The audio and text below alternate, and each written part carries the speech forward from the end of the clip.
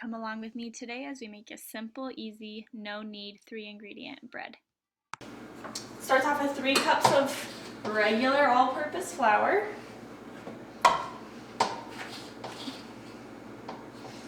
I'm just an estimator, I guess. I'm not precise on my measuring. So there's my 3 cups of flour.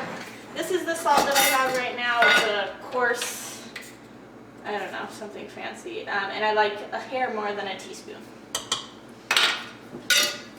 Some coarse salt. Alright, so here's my yeast. I'm just using one of those packets that I have in the fridge right now. It just takes half of a teaspoon, which is the back of my tablespoon, teaspoon right there. It's nice that it only takes half of a teaspoon because it lasts a while. So 1 packet makes me 2 loaves of bread. I'm just going to give it a quick little stir before I add my liquids.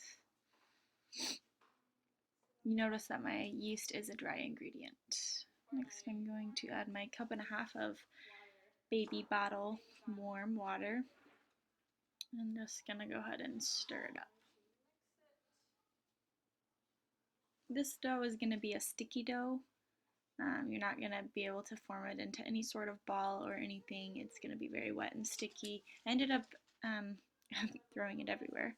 I ended up using a little more of a cup each time I did a cup of flour, and so I'm a little on the dry end, so I just end up adding another, I don't know, 1/4 cup of water. So add some more, stir it up, see where that consistency gets me. It ends up still being just a little bit more dry than I wanted, and so I add just a splash more of water. You can see it's kind of a ball, not as liquid as I wanted it to. So here goes a splash of water.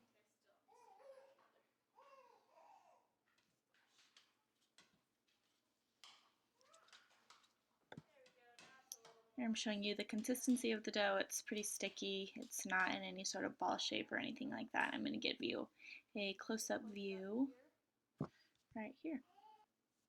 You can see it's sticking to the sides, but that's exactly how I want it. Here I'm adding my saran wrap. I just cover the bowl, and there it will sit on my counter until tomorrow morning. Alright, good morning everybody. It's the next morning. I am going to just lay out some parchment paper, give the dough a little sprinkle of flour, and then I just kind of pull it from the sides, kind of let the air out of it.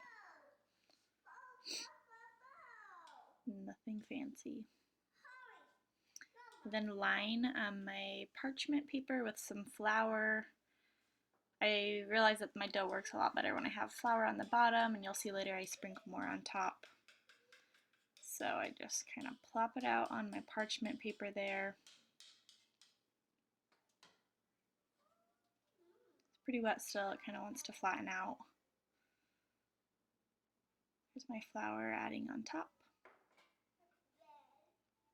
And then I just cover it with the bowl so it doesn't dry out while I turn on my oven. We live in a really old farmhouse, you guys, so my knobs do not have actual numbers on them. It's kind of a guesstimate. And so I'm guesstimating right there is about 450.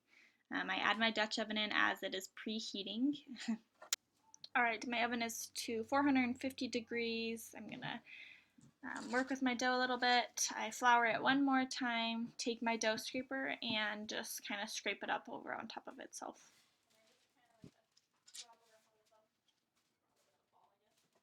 You can see that it pretty much just falls back down, so I don't know exactly why I do that. And then I'm going to take it to my pan.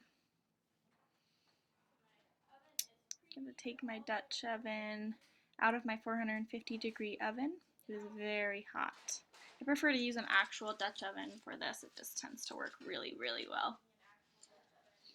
So in goes my parchment paper and my dough. I leave my parchment paper in there. Doesn't have to be anything pretty or anything. I just set the lid right back on top.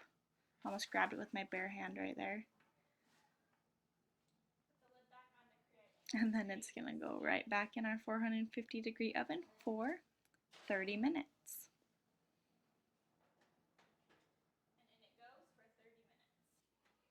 All right, it's been the 30 minutes. Now we're just gonna take that lid off because we're done creating steam. And we're gonna brown it for another 15 minutes to get that golden top. All right, there's the finished product. How amazing does that look, you guys? I hope you try it. Tell me how it turns out for you guys. And don't forget to like and subscribe, and we will see you on our next video.